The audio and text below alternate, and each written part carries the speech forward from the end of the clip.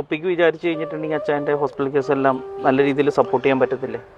എല്ലാ സാധാരണക്കാരും ചോദിക്കണമല്ലോ ഇപ്പോൾ നിങ്ങൾ ചോദിച്ചേക്കണേ. അവന് ഇത്ര രൂപ കിട്ടണുണ്ടല്ലോ, അവൻ എന്താ സഹായിച്ചൂടെ?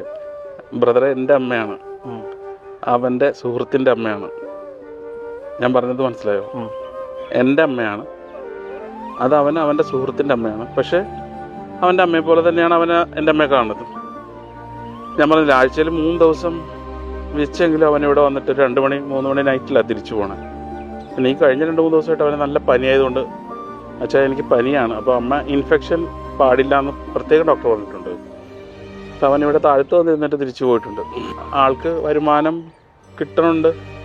ആളതനുസരിച്ചിട്ട് മറ്റൊരാളെ സഹായിക്കണമെന്നുണ്ടെങ്കിൽ അവന് പറ്റുന്ന പോലെ, ഞാൻ പറഞ്ഞ വേർഡ് മനസ്സിലാക്കണം, അവന് പറ്റുന്ന പോലെ അവൻ സഹായിച്ചിട്ടുണ്ട്.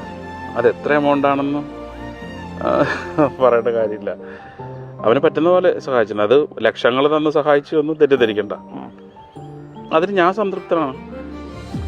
ഇപ്പം ഞാൻ ഈ സുഹൃത്തുക്കളോട് സഹായം അഭ്യർത്ഥിച്ചിട്ട് എനിക്ക് 1 രൂപ തന്നവരുണ്ട്, 10,000 രൂപ തന്നവരുണ്ട്. അതിനപ്പുറത്തേക്ക് നമ്മളവനെ പ്രഷർ ചെയ്യേണ്ട കാര്യമില്ല. അവന് ചിലപ്പം കോടികളുണ്ടാവാം, അല്ലെങ്കിൽ അവൻ്റെ കയ്യിൽ 10 രൂപ ഉണ്ടാവാം. അതൊന്നും നമ്മൾ നോക്കേണ്ട കാര്യമില്ല. അവൻ എന്ത് ചെയ്തു അതിൽ ഞാൻ സംതൃപ്തനാണെന്നേ.